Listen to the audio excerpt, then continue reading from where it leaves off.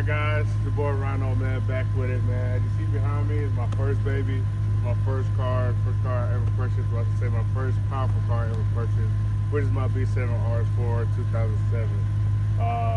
Today I'm gonna give you a review, man. What's it like owning an RS4 and give you guys some pros and cons. And for any of those that's out there that's interested in buying one, I'm gonna let you know the rundown. But as you see here, man, this is my B7 RS4, the beauty.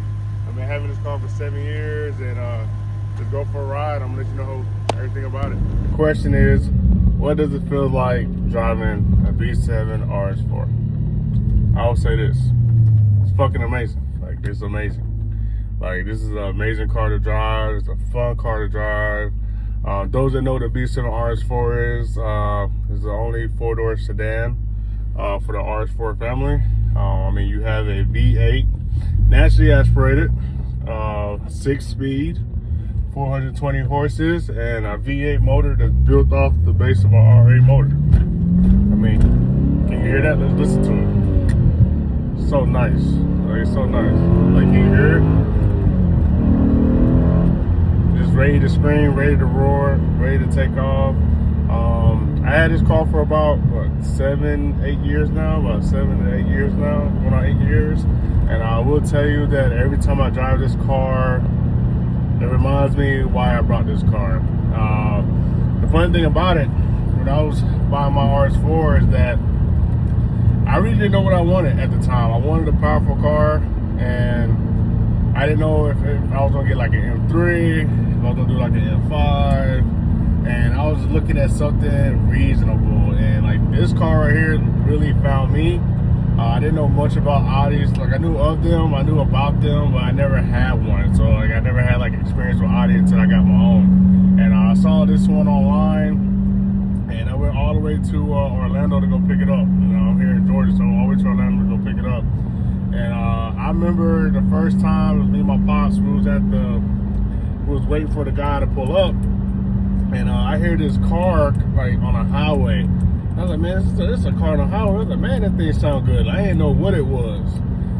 So, you know, we started hearing the sound get closer. I was like, what if that's the guy? I didn't know what type of exhaust was on here at the time. So the guy bids around the corner, and I'm like, oh man, it's him. And I just smiled. And my dad was like, hey, I knew the car was sold then. I mean, but just to give you some specs of the car, the car does have the GMG performance exhaust. I did do the custom forged wheels with rotiform. So I did do the rotiform dab wheels, 19x10 all the way around. So I did do that. I did get custom headlights with the RS logo. What else have I done to this car? I did change my radio, doubled in. I did upgrade my radio. But other than that, man, everything with this car is still original. I'll see if I can roll my window down so you can hear it. Hear this exhaust. It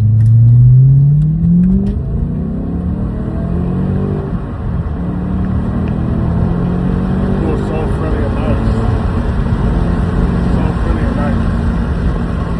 It's so fun to drive. It's so fun to drive.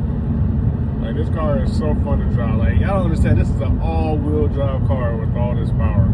But just to fast forward, there's a lot of pros and cons with this car. I will tell you that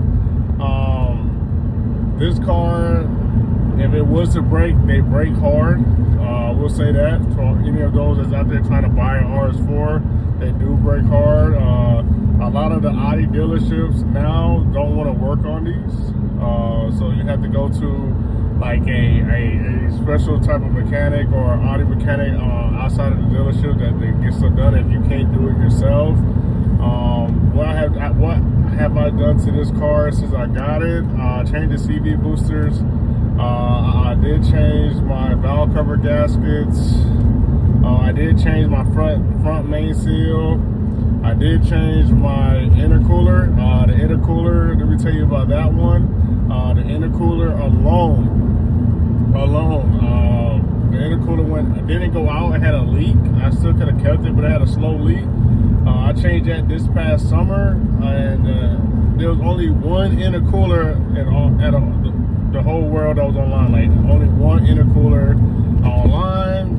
You couldn't find one. I went to the dealership, and the dealership said they could find one, And that part alone cost me $1,400. Like alone, just the part by itself, $1,400. And that right there, and I was like, God, man, like I love this car. This car is amazing, but I ain't gonna lie, it does scare me because I'm like, man, like to work on an Audi, a lot of people don't understand. Like you gotta have so much special tools to do stuff on an Audi. Like you gotta have so much special tools. But I mean, I have a good team with me and my pops, and I do just about everything. I mean, I will tell you, like changing the headlights on this car took forever because you had to have a certain tool just to get the headlights out. That was a track in. That's what I was like super new to the Audi game. But I will say this car is amazing. Everywhere I go, if I go down the street, I'm definitely getting thumbs up. It definitely breaks people's heads. People look at this car, you hear me coming down the street. And I will say, like, what makes this car super unique is the GMG performance exhaust. It's so nasty, it's so amazing. Like it's amazing. Like I want to let you guys hear it when I come down and see if you can hear it. It does have like a little pop to it, but it's nice. The only thing about me with this car though, man, is that I don't drive it enough. And that's the only downside because me being away with work and everything, the car normally just sits in the garage. And I keep the miles low. Right now, it's 2007. I'm at 122,000 miles currently. I mean, that's pretty decent for the age of the car. Could it be a little lower? Yeah. Do I baby the car? Absolutely. But this car is just one of those cars that's right now it's like a collector's, man. I treat it like a Rolex. Like as the car ages and as I maintain it and keep everything up to speed, the value of these cars are going up. Literally, like the values of these cars are going up day by day. Especially the ones that are selling for 90,000, 80,000, or may even have 70,000 miles are still selling for the same profit or the same comparison of a new car today. So that's the beauty about having one of these cars. And I will always say this, if you're gonna buy a car, especially if you're not buying new, and you're buying old, buy the best model of that car of that year. Because with that being said, if you had to sell your car or something was to happen, you get the value of your car. You know what I mean? Like that's a lot of people I don't think understand that. But let's see here.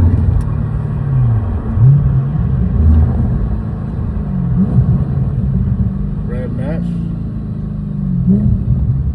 Sounds so mean, man. You got another pool.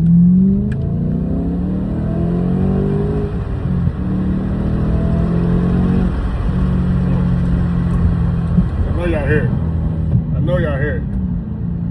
know y'all hear it.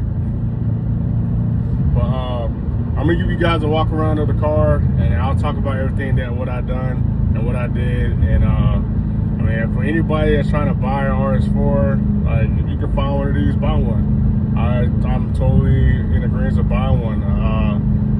I wish the only thing I would wish is that like with APR, like they still had the supercharger or something like that you can still buy. And to supercharge one of these cars costs XYZ amount of money. I mean, even with that kid's XYZ amount of money, like I wish like those parts was like kind of still available, but at a better rate, if that makes sense. Like at a better price.